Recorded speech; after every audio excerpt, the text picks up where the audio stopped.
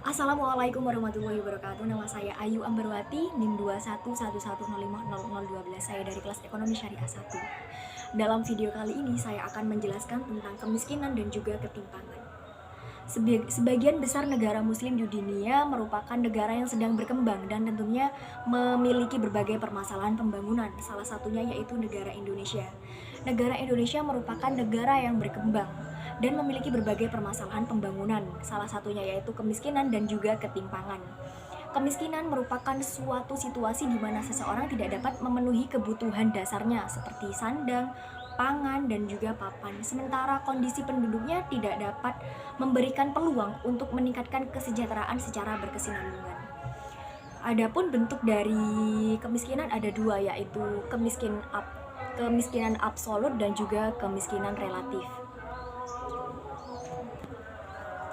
Oke, jadi jenis kemiskinan ada dua, yaitu kemiskinan relatif dan juga kemiskinan absolut. Adapun pengertian dari kemiskinan absolut, yaitu menggambarkan suatu kondisi di mana seseorang individu tidak memiliki sarana finansial untuk memperoleh komoditas untuk menopang kehidupan.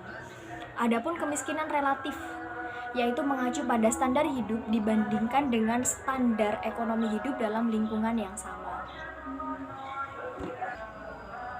Selanjutnya yaitu bentuk-bentuk kemiskinan. Di sini bentuk-bentuk kemiskinan ada 4. Yang pertama yaitu persistent poverty, yang kedua yaitu cyclical poverty, yang ketiga seasonal poverty, dan yang keempat yaitu accidental poverty.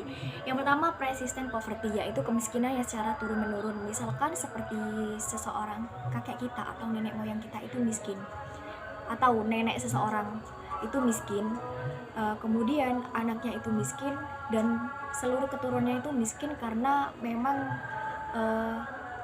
secara keturunan itu miskin dan tidak berpendidikan, atau secara keturunan itu tidak mampu untuk menyekolahkan anaknya sehingga tidak mampu untuk memenuhi kebutuhannya.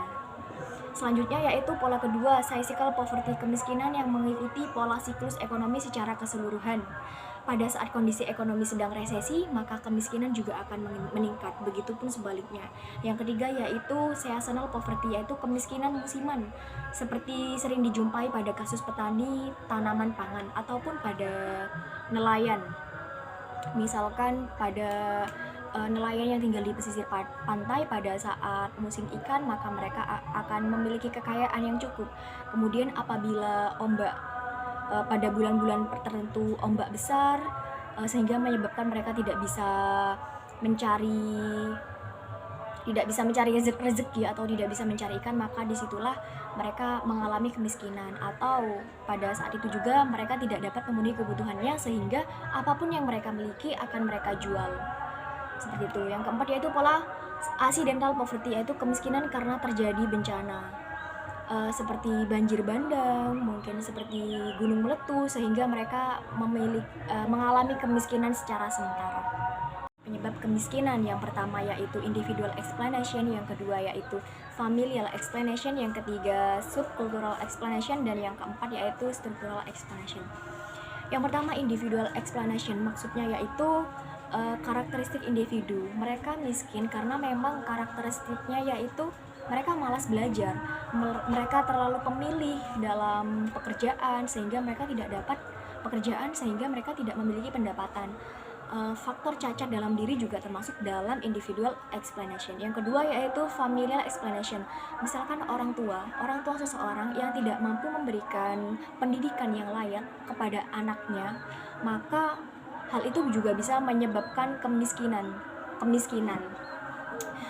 karena faktor keluarga, sehingga itu bisa menyebabkan kemiskinan turun temurun, sehingga seterusnya generasi seterusnya apabila tidak bisa memberikan kehidupan pendidikan yang layak pada putra putrinya, maka itu akan bisa menyebabkan kemiskinan. Yang ketiga yaitu subcultural explanation, kemiskinan yang disebabkan oleh kultur, adat, dan juga kebiasaan. Misalkan pada suatu daerah di sana adatnya bahwa kaum perempuan yang bekerja, sedangkan kaum laki-laki hanya bermalas-malasan. Itu merupakan sebuah penyebab kemiskinan. Yang keempat yaitu structural explanation, kemiskinan yang disebabkan karena ketidakseimbangan perbedaan status yang dibuat atau akibat dari kebijakan ekonomi yang mengakibatkan terjadi ketimpangan antara kelompok si kaya dan juga kelompok si miskin. Selanjutnya yaitu ketimpangan. Ketimpangan merupakan suatu kondisi ketidakadilan di mana seseorang memiliki hak dan juga kesempatan yang lebih baik dibandingkan dengan individu yang lainnya. Biasanya kondisi ini terjadi dalam sebuah perbandingan antara dua titik ekstrim. Ketimpangan pendapatan sering kali muncul sebagai akibat dari adanya ketimpangan dalam hal akses, kesempatan, dan kesetaraan dalam memenuhi kebutuhan hidup dasar seperti sandang, pangan, dan juga papan. Berdasarkan dimensinya, ketimpangan dibagi menjadi 5 jenis. Yang pertama, ketimpangan antar individu, yaitu ketimpangan yang terjadi di antara individu ataupun kelompok. Yang kedua yaitu ketimpangan teritorial, merupakan perbandingan pertumbuhan dan juga pembangunan ekonomi yang terjadi di setiap wilayah. Misalkan wilayah A mengalami pertumbuhan dan juga pembangunan ekonomi yang cepat, sedangkan wilayah B atau wilayah lainnya mengalami pertumbuhan dan pembangunan ekonomi secara lambat.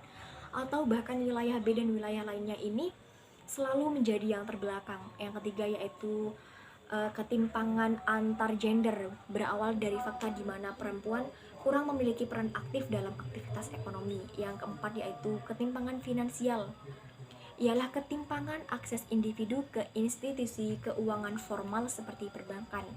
Yang kelima yaitu ketimpangan digital. Adapun secara teoritis, ketimpangan itu ada dua faktor, yaitu penyebabnya ada dua faktor, yaitu faktor internal dan juga faktor eksternal. Faktor internal merupakan faktor yang berasal dari dalam diri kita, misalkan rendahnya kualitas diri ataupun rendahnya sumber daya manusia tersebut. Nah, selain yang kedua yaitu dari faktor eksternal, faktor luar, yaitu bisa terjadi karena adanya birokrasi atau aturan hukum yang dapat mengekang masyarakat sehingga mereka kesusahan dalam mengembangkan dirinya.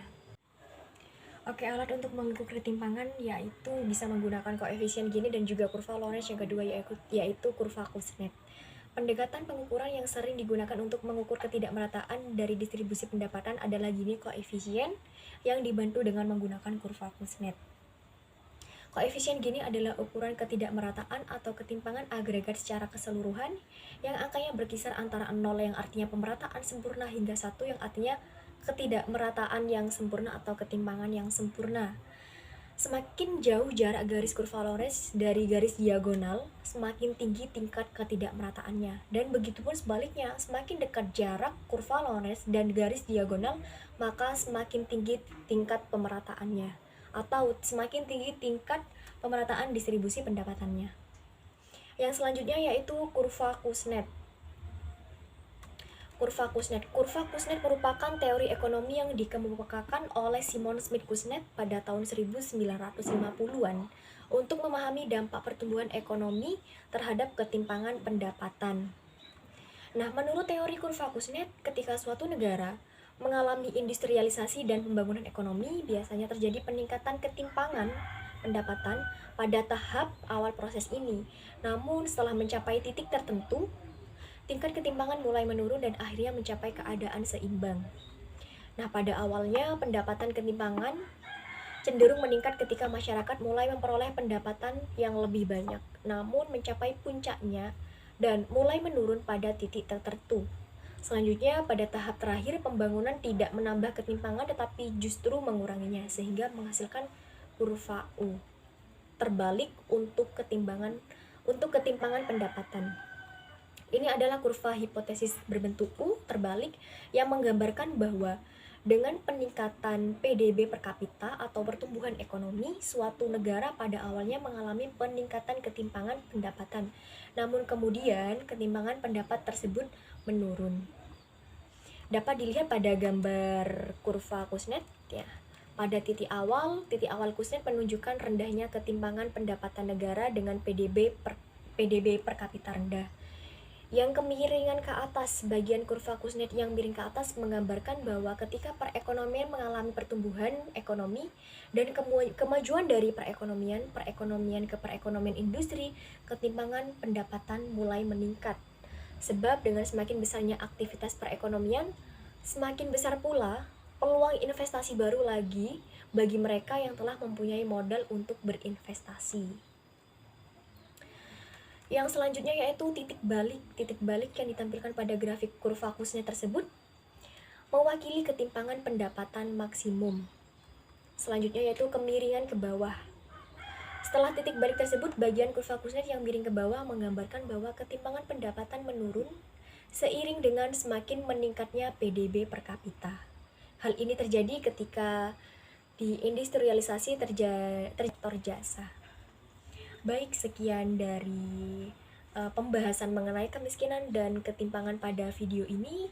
Selanjutnya akan ada video lagi mengenai pembiayaan konvensional dan juga syariah. Terima kasih.